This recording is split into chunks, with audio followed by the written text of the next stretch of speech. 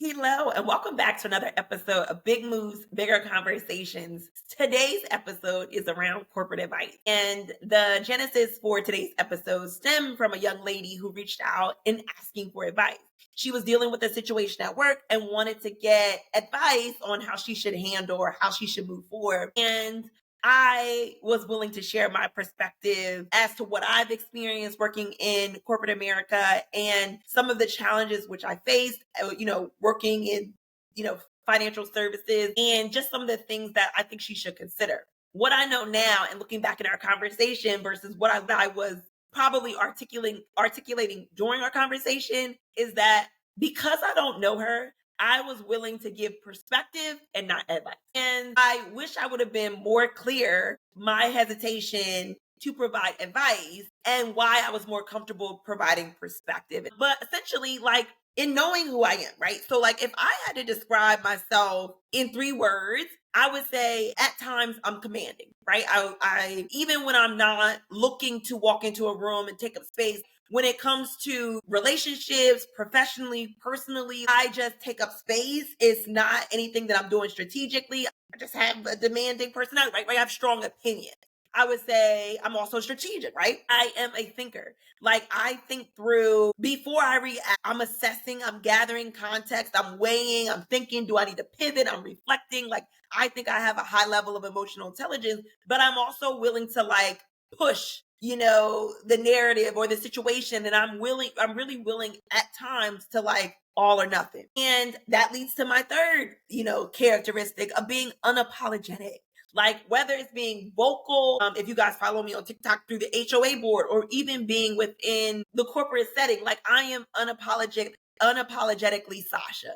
And so for people that have been in my space or who worked with me professionally or personally, like these are things that are consistent regardless of my environment. And so I say all that to say, when I am giving folks perspective, it is absolutely me coming from this place of like, Sasha, and you're always going to get Sasha. And I am more willing to show up what others would perceive as really bold or do something that is really risky.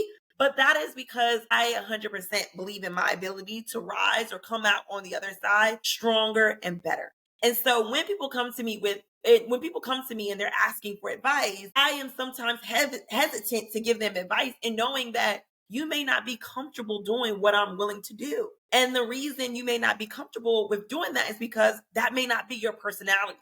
And so I am more than likely willing to provide you perspective than I am willing to give you advice. The young lady that I spoke to, she said, "Oh, are you playing, like, it seems like you're playing devil's advocate." Let's be clear. I don't do anything with the devil. I don't do anything with the devil.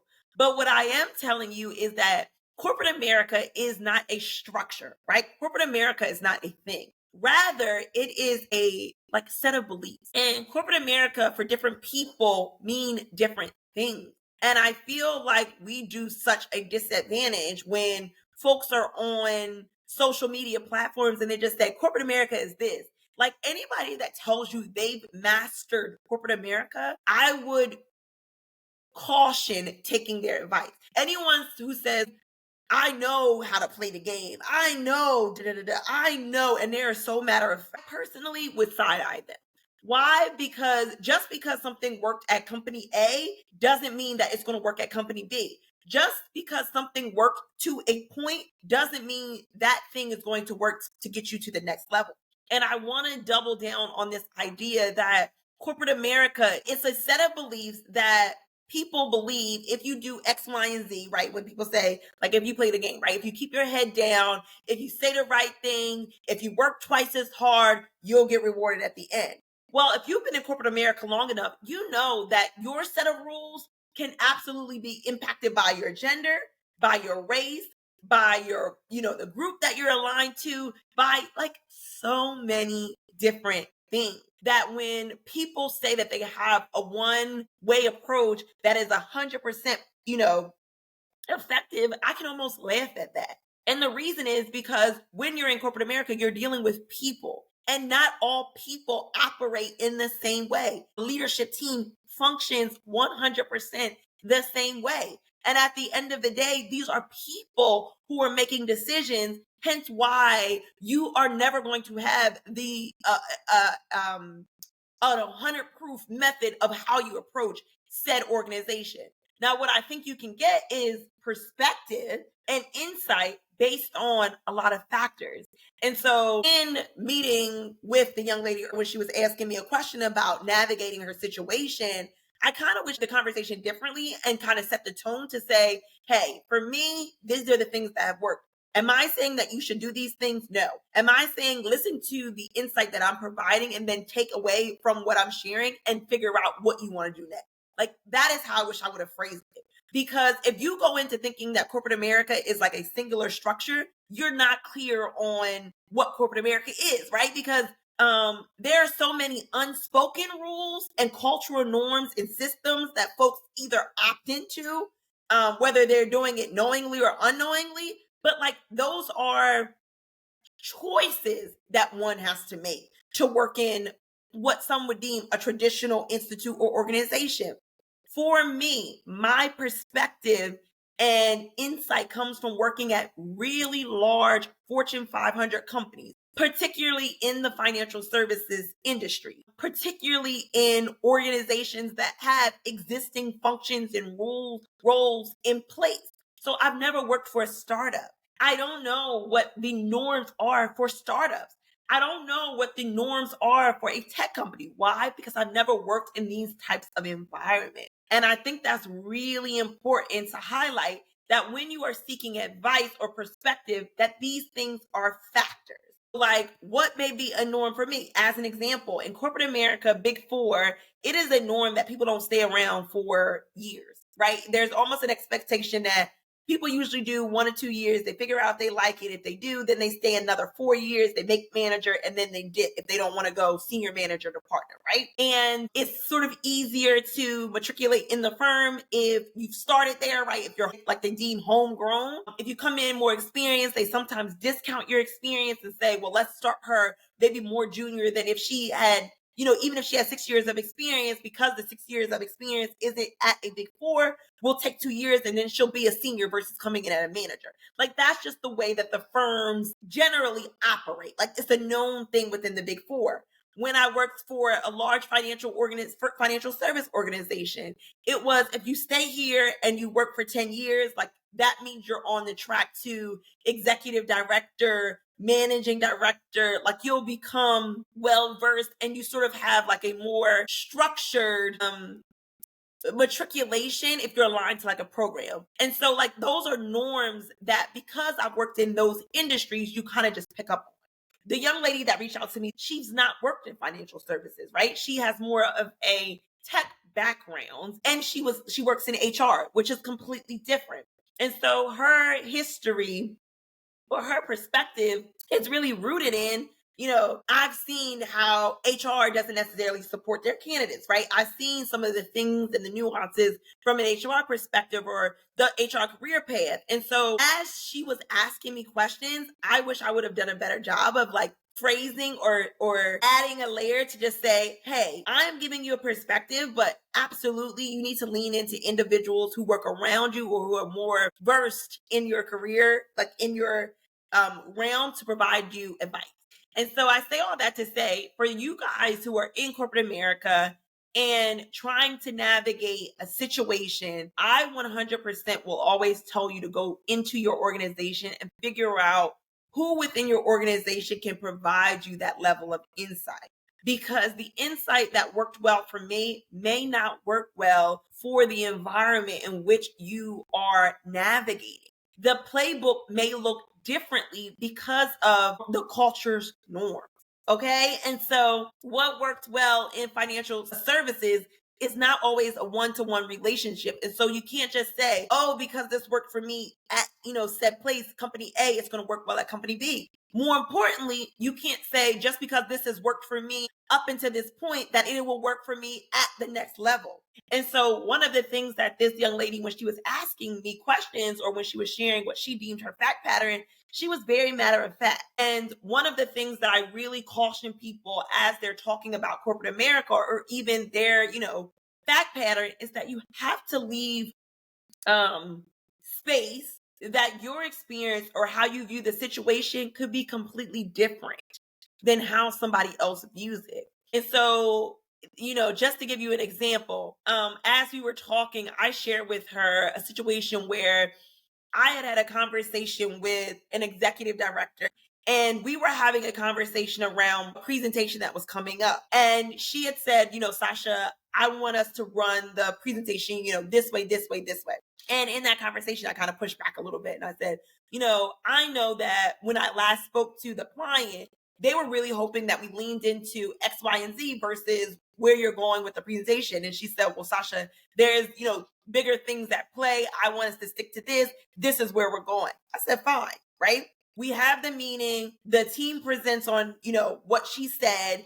And then the client at the end of it comes back and says, this isn't directionally where we wanted to go with this. And I'm a little disappointed that you guys utilized our time to talk about X, Y, and Z when we clearly wanted to talk about A, B, and C. What I had shared with her was A, B, and C. So after the meeting, we had a debrief internally and she came in hot, right? She was basically like, well, why didn't I know about this? And we looked like we weren't prepared and this really isn't a good idea. And this lady tore in a new one for the team. And I said, once she was done, well, wait a minute. I sort of said to you A, B, and Z, and you said during our prep meeting that you didn't want to go down that. And she said, well, Sasha, this isn't the time to talk about it. I'm thinking, you're reprimanding us as if we weren't prepared. But when I gave you the insight, you were dismissive. Once she said, well, Sasha, this isn't the form, I let it go. We are all it was myself and 3 other individuals on this call and her. Everybody on the call was more junior than her. I walked away from that conversation thinking, this lady is so extreme. She wasn't a good leader. Instead of her listening into what I was saying, she dismissed me. We had a bad meeting. And instead of her owning the fact that she should have listened in, she then continued to blame us. So it's like, what was the point of the prep meeting if you weren't going to listen? And then what was the point of the debrief if you only wanted to yell at us and not strategize around what we could do differently? As a leader, if I was leading this, I wouldn't do anything like she did, because I just think, she has a reputation in the firm as being a really bad person to work with because she doesn't listen. Right? I know this about her. Other leaders know this about her. Fine. We leave the meeting. I think nothing of it. The next day, I get a call from her peer, another male on the project. And he says, hey, Sasha, I heard the meeting didn't go well yesterday and wanted to hear your side of things. Casually, I explained to him what took place. I said, we had this meeting, X, Y, and Z. She wanted to go down X, Y, and Z. I had already told her A, B, and C is what we were doing. And he said, interesting. When I spoke to her, she thought you were very argumentative with her, not only in the prep meeting, but also afterwards. And she also noted that she thought you were questioning her advice and leadership and And so I felt completely blindsided. I felt completely blindsided because I thought I was having a conversation. I didn't take a tone with her. I literally waited till she was finished. And I said, this is how I viewed it. And even in our prep session, And he said, well, Sasha, even if you said it in that way, you probably should have pulled her aside versus doing that in front of, the other people. And I said, well, why would I pull her aside if she was giving us feedback on the call? And we were, what I viewed as us talking through it and it being a strategic meeting for how we could do things differently. What was the purpose of the meeting? And he said, well, Sasha, I can't tell you what her purpose is. I can tell you she walked away and she's not happy. And because she's not happy, you need to go have a conversation with her and essentially apologize for how you conducted yourself during that meeting. And I thought, absolutely not. There's nothing in this conversation or that last conversation that I would have a conversation with her and feel like I owed her apology. And I was willing to double down. And I actually wasn't willing to come off of the fact that I wasn't apologizing to her because I knew I hadn't done anything. I then went to my peers or the other individuals on the call and said, how did you guys walk away from that meeting? And they said, oh, And I said to them, oh, well, she went to, this guy and she said X, Y, and Z. And they were like, well, that's how she is. Right. So even though there was a perception that this lady is not somebody who is somebody that you collaborate well with, who is a strong leader, who are anything positive, my experience didn't matter.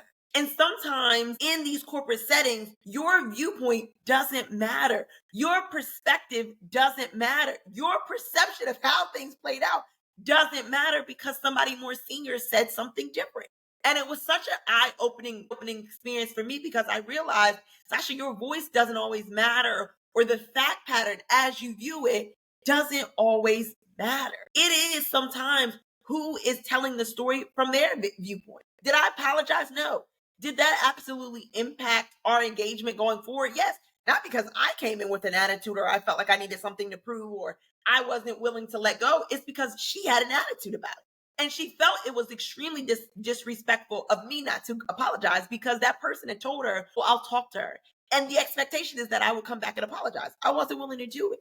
But on the other hand of that, I was comfortable with any ramifications that came from it because I didn't want to work with her anymore. I thought, how silly that you guys are functioning in an organization where you know she's not well received, but you're also willing to, instead of providing her feedback that, hey, she should look at her leadership response, you're willing to focus on me and say, Sasha, just deal with her differently.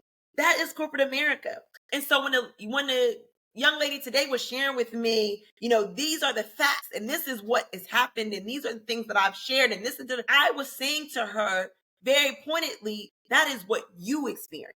That is what you took away from the conversation. Until you bring somebody else who is at their level, right, another peer, to validate that that's how they walked away from the conversation, this is not facts. These are your facts. And that is really that is a really hard concept to wrap your mind around until you go through it. Because I can tell you, I always operate from a place of integrity. So if I do something that somebody else tells me is wrong, or I go back and I say in hindsight, like that was wrong and I should have handled it differently, I have no problem apologizing. But what you'll realize is you have to figure out, what are you willing to waver on? Some people will say, well, Sasha, in that situation, it wasn't a big deal. So I would have just apologized and kept it moving. That is your normal, right? That is something that you are willing to say, hey, I didn't like how it was handled, but because I know that this can impact me negatively, because she has a level of influence in the firm, I'm willing to take the nail to the chest and just move on. I wasn't willing to do that, but I was also okay with the ramifications. And what I wish I would have done a better job of is explaining that to the young lady. But sometimes you have to just experience things. And she's not as senior as I am, or she doesn't have, I don't think, just from gathering the conversations that we've had, that she's had that much experience with dealing with leadership. Because she was very matter of fact around the number of projects she was working on versus her peers, and knowing that from her vantage point, that she was being overworked in comparison to her other peers. And what I kept saying to her is, that is your perspective, right? You don't know what other people are working on, or you don't know if the initiatives that's been assigned to you, people care about. Like, there are a lot of things in corporate America. You will be surprised around the conversations that are had in those rooms when it comes to leadership. It is actually rather scary what people focus in on versus what you see. And that is why it is hugely important that when you're excelling in organizations and as you're excelling in spaces, that you have to have a really strong board of directors. And that will hold true regardless of industry, regardless of where you're working, right? Like, you have to have a really strong board of directors. That means you have to have somebody at that level who has a level of influence, who has an ear at the organization and can tell you what is being discussed in those rooms. If you don't have that, that's what your focus should be. And so even though I was willing to provide her perspective, I absolutely dialed back on what I was willing to share with her as far as advice on what she should do. Why? Because I know that I am willing to double down on the things that I believe in. She was like riding what I consider the median and kept saying, well, I'm going to do this and do this. I'm going to do this and do this. And I kept saying, like, if you can't come to me and say, this is clearly what I want to do, then I don't think you shouldn't take the route that I'm taking, because it doesn't sound like you're comfortable with the ramifications on the other end. And you can't be certain that just because you think these are the only possible outcomes, that's going to be the outcome. I'll give you another example. I had a young lady who was at the firm, one of the previous firms I worked for. She was there for maybe 3 years, and then she took FMLA. She returned from FMLA, and within the first 2 weeks, she was let go.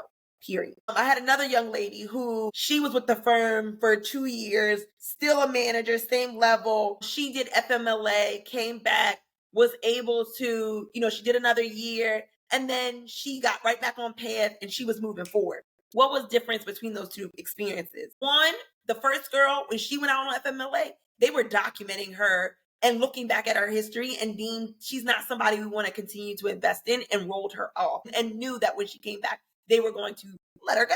The other young lady had a reputation in the firm and someone that they believed they were willing to make the investment. And although she had taken, she had earned her FMLA, you can't go into the reasons behind why somebody takes FMLA. But the rumor mill basically said, like, when she comes back, we're going to be supportive of her. Two very different experiences, two very different conversations, two very different networks. You know what that girl, the second girl, had that the first girl didn't have?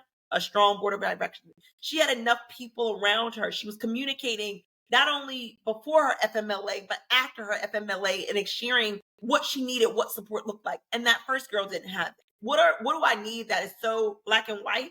A network. You need a network. You need to make sure you've aligned yourself, or you've had enough conversations with individuals who can make a difference when it comes to your experience and can sometimes speak on your behalf. You can talk all day long to me about a mentor. A mentor is someone who helps guide you based on like experiences. I'm talking about someone who is your sponsor, someone who will advocate for your behalf, someone who sees you in such a positive light that they're willing to say, wait a minute, guys, this is what I want to hear from this person. You also need to lean into your peers.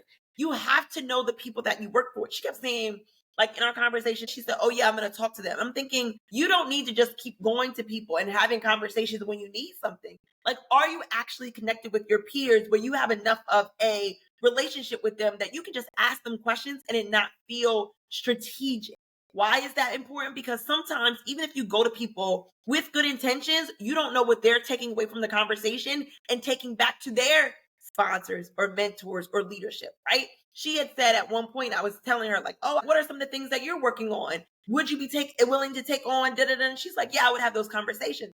But as she was talking, I realized, you can't go to people and be investigating them or asking them in a tone or in a way where they feel like, why is she asking me this, right? If you're talking to a friend, like I had friends that I would literally be like, I'm gonna call you, and we would just talk and we would say, I know this is going on, I know that. Like, do you have those relationships with your peers, or are you only interacting with them when you need something? You need a sounding board. That's not really your mentor or your sponsor, because to me, your sounding board should be somebody that you're just like talking to, for when it's not about the mental gymnastics, the politics of it. And the reason why I say this shouldn't be your mentor is because if your mentor sits within your group and you're complaining to them, you don't know what they can take back or what they deem annoying or something that you're carrying on about. Like, my whole point is that you don't know what other people take away from the conversation. That's why you have to be really strategic about what you're sharing. And so even though I know she has the ability to handle these conversations and do it with a level of ease and objectivity, and, I don't think she's ill-intentioned in the way that she would have these conversations.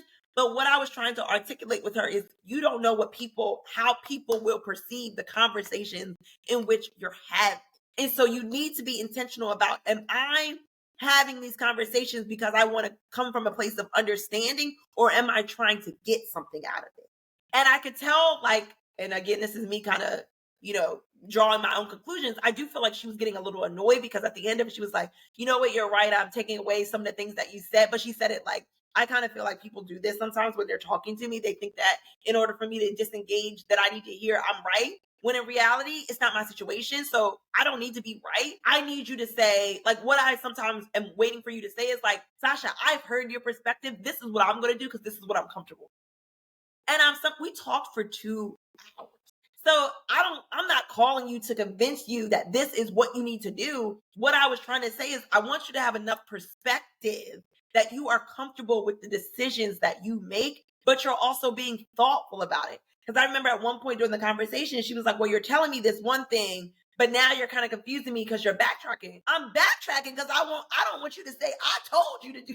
I want you to be comfortable to say, like, based on all the things that you said, this is the path that I'm comfortable taking, and I'm going to move down with this because I'm not paying your bill, right? So I don't want it that Sasha told me to do this. No, what I am comfortable telling you is lean into your environment, figure out who in your organization you can trust, you do trust, and have a conversation with them, because your corporate politics looks totally different than what my politics may look like. And I think sometimes when people reach out, they're looking for me to give them a step by step, and I'm never giving you a step by step, because your step by step may not match the energy that I have. And even with my best intentions, if anybody told you, do this and it'll work, I would be hesitant, because you have to ask yourself, what playbook are they operating in? How do I validate the things in which they're saying? If you think back to the story that I shared earlier, like what you're able to lean into or what you're willing to kind of take on the chin may not work for me. I've had a lot of times where my friends will call me and say, Sasha, this lady, I feel like she played in my face. I say, yeah, because you allow her space to think. That would never be something that happens to me. I remember this girl called me and she said she was working at a large organization, and somebody more senior to her said, oh my gosh, when I first met you, I thought you were Puerto Rican, but then you wore your hair, like she wore like an afro, and she was like, then I seen your hair the other day and I thought maybe she's black. What the hell does that even mean? And this was a white girl that was saying that to her. And this girl was just like, she said she laughed. And she was like, it was awkward. Like, I was just like, okay. And I walked away. I said, because she felt comfortable saying that. She's never said anything stupid like that to me. That is so stupid. Not because I don't look Puerto Rican, or not because she doesn't think. She's never commented on my hair, because I've never given her space to think that a comment around my hair or anything about my appearance is appropriate, right? I'm always quick to check. I had box braids, and it was an older white lady, very senior in the firm. And she came up to me and went to go grab my hair. And she said, it looks like it hurt. And when she went to go grab my hair, I leaned back and said, well, don't touch it. And it was another older white man. He said, you're not supposed to touch her hair. And she said, really, why? And he said, well, because no one's coming up and grabbing you. And she said, no, but it's Sasha. And she looked at me, she said, Sasha, I think it's so pretty. I said, yeah, you can admire something and not touch it. And more importantly, if you think it hurts, why would you grab it? And she was like, I'm sorry. And I said, thank you. And I said, I don't think you should ever reach for. I said, I would never, there's nothing in me. Even if you had like a pretty curl, that would make me grab your hair, because I think personal space is so important. And we had the conversation, and she apologized, and that was the end of it. But in that moment, I was not only able to check her, but I had somebody there who acknowledged the fact that, girl, that's not appropriate. And if you don't know, why don't you know? Right? And so where I absolutely addressed it, even if he wasn't there, I was going to address it in the way that I was comfortable. This girl laughed, and and she felt she had dishonored herself by laughing in the moment. And I said, you did. And now she didn't feel comfortable circling back. So I said, who's to say that the girl won't make another comment because you didn't correct her? And she was like, I'll say something if she ever does it again. And what did she do 2 weeks later?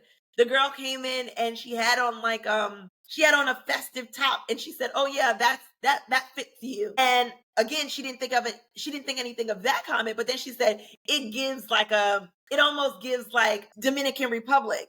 And the girl is Puerto Rican. So the girl was like, but I've already shared with you, I'm not from what does that even mean? But again, the behavior went unchecked. And so when you don't check microaggression, what keeps happening? People continue to play in your face. And the girl, till she left the firm, never corrected her. Again, I can give you all of the advice and the things that I would not tolerate. But if that is not within your character, if that's not something you're comfortable doing, my advice is worthless.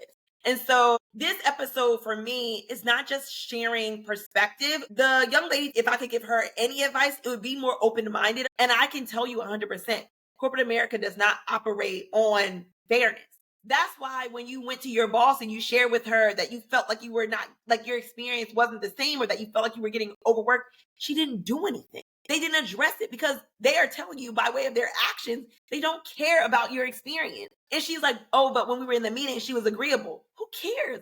They didn't actually do anything. And I think as Black women, one of the things that I will say that we continue to do as a disadvantage to ourselves is we will complain about something as in we're overworked and we can't do it, but then we will excel at the same time. You can't say that you're overwhelmed, you're at capacity, and still be a high performer and be talking about burnout. When you burn out, that means you no longer have the ability to function at that same level. You're basically telling them, I'm raising my hand because I don't feel like I'm getting fair treatment. I'm telling you that I'm overworked, but you're still delivering. No one cares. And that might be a hard thing to swallow, but that is the norm. Many of the places that I've worked at, somebody came to me I've been in too many meetings where people be like, oh yeah, she's complaining again, but the report says that she's still working the 50 hours, like she ain't pulled back, nothing's changed in her behavior, so we don't care. Is that right? No. But was that the norm at my firm? Yes.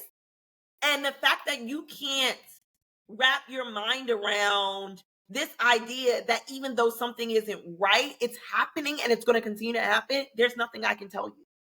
And I wanted to say, like, I definitely think, she walked away from that conversation with a different perspective of like our relationship or like how we interact. But unfortunately, I was trying to tell you hard truths, not play devil's advocate. I'm telling you based on my experience and the environments in which I've been functioning, which is why when I say I'm not rushing to get back into corporate America, because I know what I've experienced. I know that this is not a merit-based system. I absolutely believe that when you say you're being overworked, you probably are. But I also know on the other end that oftentimes they don't care, right? And so when you function in these environments, you have to be willing to say, okay, I'm willing to accept X, Y, or Z, or drop the ball. And oftentimes as Black women, we're not willing to drop the ball. So you can complain all day, but until you drop the ball or you escalate or you make noise about the situation, nothing will change. You keep thinking that you're getting this additional badge of honor because you're complaining, but you're still getting the work done. Good. Keep getting the work done. You can complain all day. Nobody cares because you're not burnt out. If you were burnt out, then you would be dropping the ball.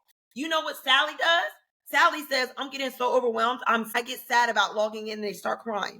Do you know when she starts crying on that call that I am required to report that and say, hey, we definitely need to consider changing them.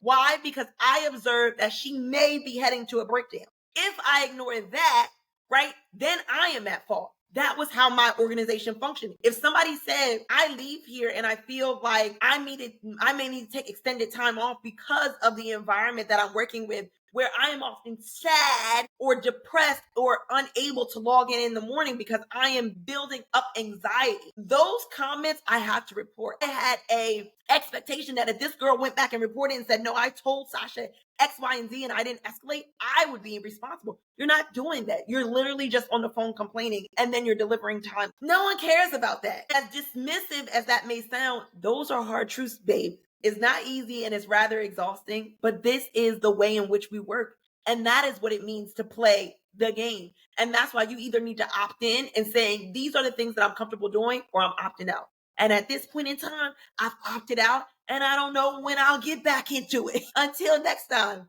talk soon.